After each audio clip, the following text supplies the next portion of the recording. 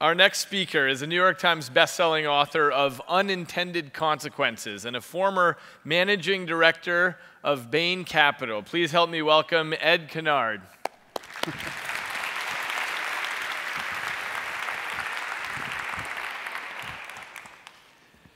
My book, Unintended Consequences, tries to explain why the U.S. economy was successful prior to the financial crisis, what happened in the financial crisis, and what we can and can't do in the aftermath of the crisis to return to the growth trajectory that we had prior to the crisis. It was featured on the New York Times, Sunday magazine, under the title, Are the Rich Worth a Damn?, which caused a lot of journalists and politicians to clamor to debate me. It included Eliot Spitzer, Barney Frank, Joe Stiglitz, even Jon Stewart. And all of that attention drove the book to number 9 on the New York Times bestseller list. But what was overlooked and what went under the radar screen is the growing support that the book has achieved from the academic economic community. Greg Mankiw, the former head of the Council of Economic Advisors, said the book was far smarter than most books written for the general public on economics.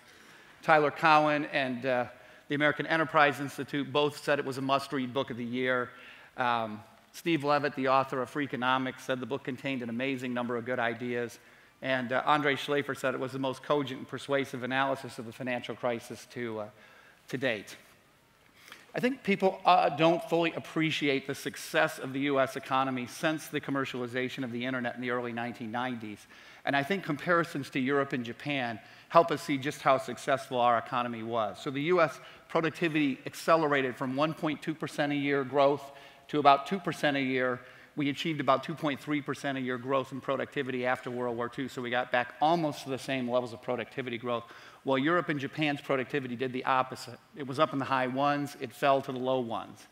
The United States grew in total about 63% from 1991 to 2011 today. France grew 35% over that time, Germany 22%, Japan 16%.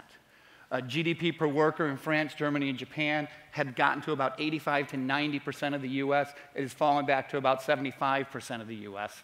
And today, median incomes in the United States are 25 to 30% higher than they are in Germany, France, and Japan. Now, there's a belief that this success didn't translate to gains for the middle class. But in fact, middle class income in total grew an enormous amount, and that led to employment gains in our economy that were not achieved in other economies. We grew our employment 40% since 1990 on a base of 100 million workers. Europe and Japan grew less than half as fast. Half of those jobs were created at the highest end of the wage scale. We now have today 35 to 40% more hours of work per working age adult than Germany and France have.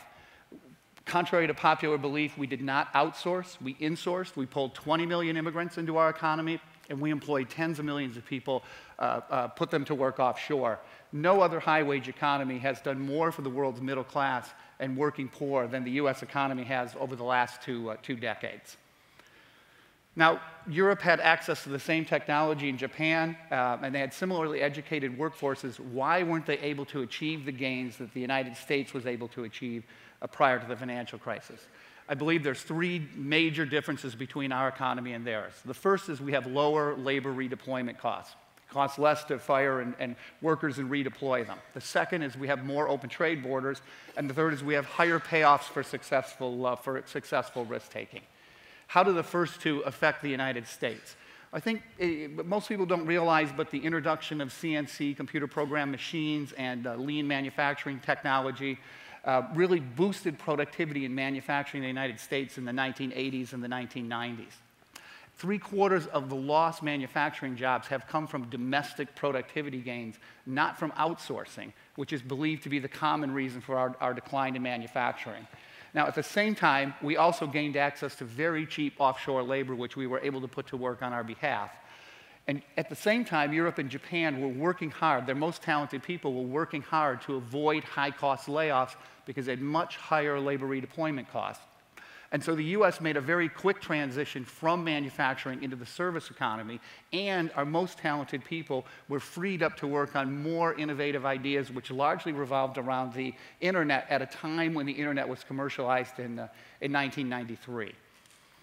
So in the face of these changes, higher payoffs for successful risk-taking drove more risk-taking in the United States than we saw in Europe and Japan. If you go back to the 1950s and 60s, large-scale capital investments were really growing the US economy because we knitted our economy together into large mass markets with interstate highways and television. Today, it's really the talent and risk-taking of entrepreneurs and entrepreneurial companies which drives our growth. And this increase in risk-taking had a compounding effect on our economy, which really spread these gains quite widely through our economy. The first is success raises the bar for success. The most talented people in the United States are working much longer hours than their counterparts in Europe who have declined in the number of hours that they've worked over time. Our most talented students today don't want to be doctors and lawyers. We produce many more MBAs than Europe and Japan does. And so what you see is people today, they don't want to be doctors and lawyers. They want to take the entrepreneurial risk which grow our economy.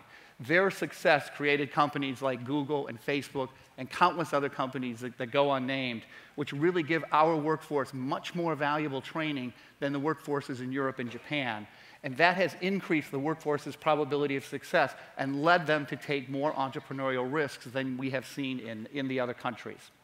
And success creates equity and puts that equity into the hands of entrepreneurs who are far more willing to underwrite the risk of innovation that produces the growth that we have seen in our economy.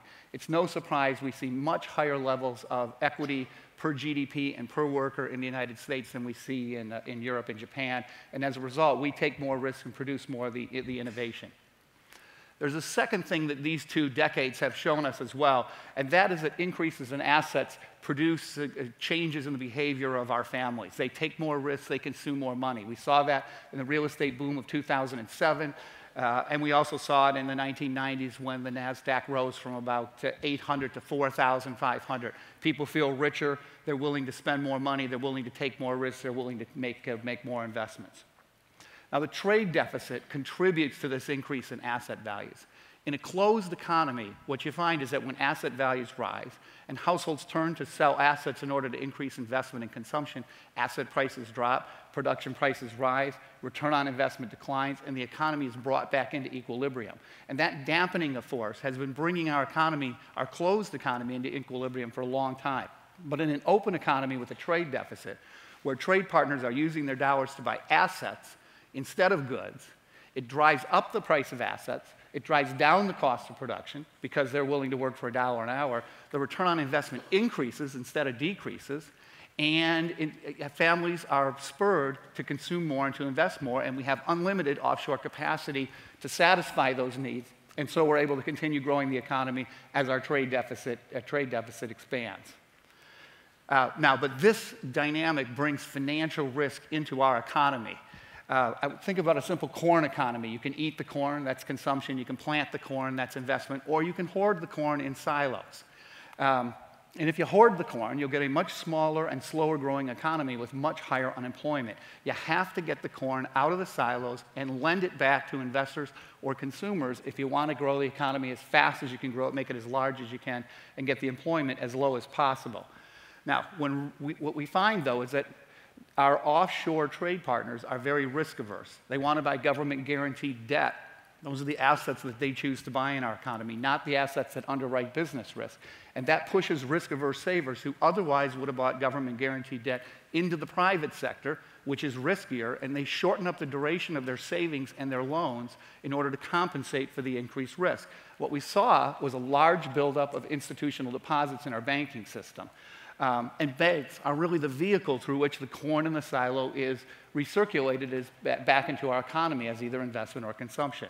And so to maintain full employment, we have to find a way to put these savings to work. And the way we did that was by loaning to households subprime mortgages, and they used the proceeds from the gains in real estate to fund consumption, which was largely produced offshore, and that got the corn out of the silos and back into circulation into our economy. Now, there's common misunderstandings about what happened in the financial crisis, which I think lead to a misdiagnosis. Loan losses didn't bankrupt our banking system. Withdrawals did. So banks really didn't make no money down loans. They went out and they found investors to make down payments on behalf of homeowners. And they did this by selling the subordinated tranches and securitizations to outside investors, the non-AAA tranches. And so from the AAA perspective, from the bank's perspective, it didn't matter whether a homeowner made a 20% down payment or a subordinated lender put up 20 or 30% of the capital. Either way, the bank was protected from a 20% drop in real estate. We had a 30% drop in real estate prices. If you look at the Federal Crisis Inquiry Commission, it estimates the losses on subprime finance will be about $300 billion. All of those losses have been suffered by the subordinated tranches and securitizations, and those tranches have largely owned by non-bank investors. If you look at the losses expected in AAA, they're expected to be zero. So when you really look at what happened in the financial crisis, what you see is that withdrawals rendered banks insolvent. Institutional investors withdrew about $1.5 trillion from the banking system despite $15 trillion of government guarantees. Had the guarantees been less, the withdrawals would have been much, much larger. And assets, as banks are selling assets to fund withdrawals, assets sink to fire sale prices, and the banks aren't able to fund withdrawals at fire sale prices. And so they're rendered insolvent as a result. Now, this phenomenon is well understood by economists and policymakers, even if it isn't well understood by the public. And that is that short-term deposits, overnight deposits, which can be withdrawn from the silo very, very quickly, are highly unstable. And withdrawals will logically cascade to 100% no matter what the size of the loan losses are, because I have to race you to get to the bank to withdraw my money before the bank is rendered insolvent from the withdrawals. The mistake that was made is that we believed that implicit government guarantees would hold the deposits in place. And those guarantees, and the reason we believe that is because we hadn't seen withdrawals since 1929, so we just assumed that this system of implicit guarantees would hold the money in place. Now we recognize there's enormous risk of damage from withdrawals, and the money sits idle unused now in our banking system to fund the possibility of withdrawals and to avoid the damage. So there's three things we've tried to do which I think make the problem worse, not better. The first is we can threaten the banks with insolvency from withdrawal. That's what happens in the too big to fail, for example. And the banks have little choice but to leave the deposits sitting idle, available to fund the withdrawals in case that they happen. And I say, well, why would we ever suffer permanent recession to avoid intermittent recession? We need to get the corn out of the silos. And this is the reason why monetary policy hasn't worked. The Fed drops the interest rate to zero. They flood the market with liquidity.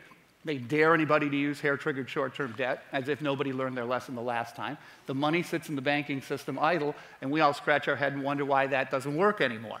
The Fed has produced about $1.7 trillion of cash, and we see $1.7 trillion of excess reserves in the banking system. A second option is to bolster the banks with more equity. But equity is a zero-sum game. That equity is already underwriting risk in our economy, largely in the business community, creating jobs and growth. If we pull it out of that and put it into the banking system, we're largely using our equity to underwrite the risk of subprime consumption, which we've learned is not sustainable. So equity is really a zero-sum game. And the last thing we often hear is let's match the duration of loans to the duration of our deposits. But the deposits are very short-term, and it takes investors and consumers a long time to pay back their loans. So the only loans that are short-term in nature that will match the deposits are loans to financial speculators, which is almost nothing to grow our economy and increase employment. So one of the things that might work is to strengthen government guarantees rather than to threaten the banks with insolvency from withdrawals. Now, the private sector is unable to make guarantees that are credible enough to hold the deposits in place. The government made $15 trillion of guarantees. There's only $20 trillion of equity in our stock market. And the second thing we ought to keep in mind is that the taxpayers suffered no out-of-pocket expense for having made these guarantees. The government is actually expected to make a profit on the guarantees and the loans it made in the financial crisis. But this solution is probably too radical and will never be implemented. And even if we did implement it, we still have to find an alternative to subprime consumption for putting that short-term risk-averse corn back to work. And we really have no alternative. But unless we make guarantees that turn short-term deposits into long-term deposits, it's unlikely that we're going to find them in the short run. And so the money continues to sit inside of the banking system unused, and we still have slow growth and high unemployment. Now, on those conditions, one thing we should recognize is that when our trade partners add corn to the silo when the silos are already overfilling with corn, rather than buying our goods that employ our workers, that increases their employment at the expense of our employment. Now, in the long run, our economy will grow increasingly uncompetitive if we don't, if we try to make for $20 what we could buy for $1, because we can use those $19 to hire teachers and truck drivers and waitresses and sales clerks and doctors. So we can't, in the long run, close our trade borders. But in the short run, I think we have to recognize that a successful partnership requires both parties to bear some of the costs. Our workers can't, in the short run, bear all the costs of open trade. And we have a tremendous amount of negotiating leverage because we are both the employer of offshore workers and we are the consumers, the customers of the products that we choose to buy. But again, I think that it's unlikely that this alternative will be implemented. And the alternative to this alternative is borrow money from the Chinese and use it for less productive government spending, which really only leaves us deeper in debt. So again, I'm not optimistic that we have a solution to this problem. The last possibility is to accumulate more equity to underwrite the risk that we now see from the risk of withdrawals. Prior to the financial crisis, the value of the stock market reached 140% of GDP, and real estate prices were sky high at the time. In the slow growth of the 1970s and 80s, the stock market was about 50 to 60% of GDP. And so today, we have a lot less equity than we thought we had in 2007, and we need a lot more equity in order to get the economy to grow and take the kind of risks that we were taking prior to the financial crisis. How could the government facilitate that? Now, one solution would be not taxing, redistributing, and consuming the income that would otherwise be invested. That reduces incentives for risk-taking, and it slows the accumulation of equity. But instead, what we have done in the short run is the opposite. We've increased government spending about 30% to compensate for the dial-down of the private sector, and we have held tax revenues flat. So we've driven the deficit up to about $1.1 trillion a year, which is a number that's hard to understand. But we only collect $1.1 trillion a year of income taxes, so you can see how much of a tax increase we would need to cover the deficit. And raising taxes on people earning over $250,000 raises about $100 billion a year. And so what this does, the spending, is it leaves an enormous increase in taxes hanging over the head of the economy. So what do rational people do? They look forward into the future, and they recognize that a dollar spent is really a dollar taxed. They see higher taxes, and so they dial back their consumption and investment to compensate. And so in the long run, an increase in government spending is offset by a reduction in the private sector. We've seen that in Europe. Greece is the poster child. The more the government spends, the more the private sector dials back to compensate for that spending. But the problem there is that reducing government spending is likely to lead to a recession because rational people aren't going to dial up their consumption and investment until the government actually cuts, because the government has never cut spending in the history of the United States. And then if the private sector responds, it's likely to respond gradually because it can't immediately accelerate the amount of spending and investment that it's making. And if you increase taxes at this time, you only exacerbate the problem. So you're left with a government consuming the economy's equity to avoid taking the medicine that's necessary to increase the equity in the long run. You get into this catch-22 where we find ourselves today. So where does that leave us? I'm optimistic that our entrepreneurial economy can get back on its growth path if we take the steps that are necessary to fix the structural problems that I've tried to describe. I'm worried that if we don't fix these problems, we'll face a period of slow growth and high unemployment, which is not to say that we won't grow, but rather that we won't see the kind of rebound that we have seen after recessions, which is what's happened so far 3.5 years into this. And I see 3 other problems that concern me as well. The first is that there's a demographic wave of retirees who are going to wash over our economy. They're going to demand a lot more consumption at the expense of increased investment, which grows our equity. I think we all recognize that technological advantages, particularly our advantage in the internet, is short-lived. You can think of companies like Kodak, DEC are gone today. IBM completely transformed by technology. AT&T pretty much has had to transform itself. So these technological advantages and competitive advantages are fragile and short-lived. And the last is that, of course, China continues to grow stronger and more competitive over time. So I would just say our window of opportunity is now. Let's not let it pass us by. We should get together and fix these structural problems that are holding back our economy.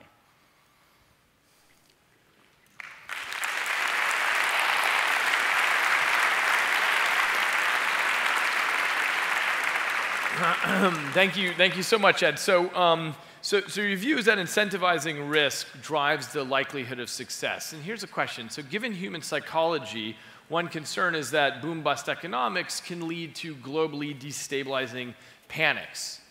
And my question is, what would you do to manage that? Yes, well, I think there's two different, you're conflating two issues there. So I believe that innovation is like any game of chance.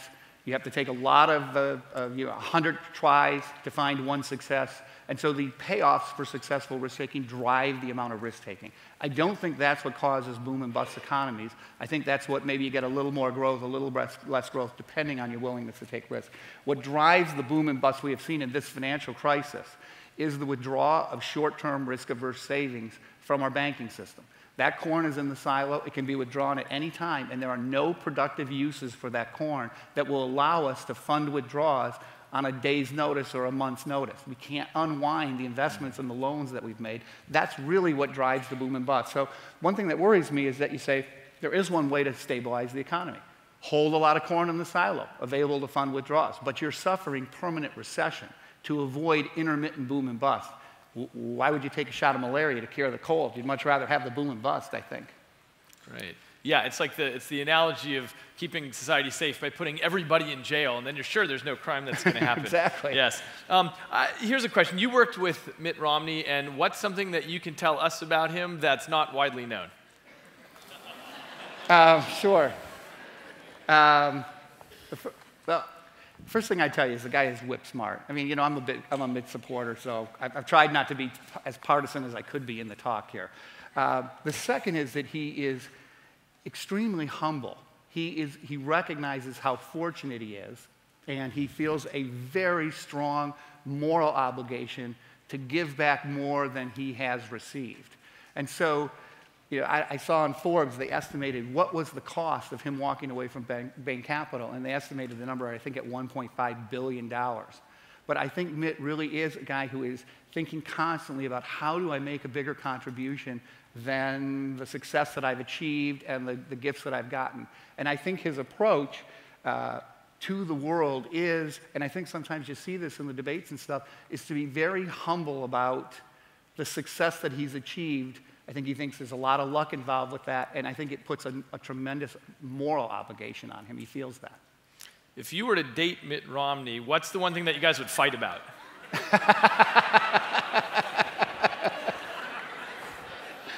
I'd probably swear, drink, and have sex more. All right, Ed, thank you. Thank you for your work. All right.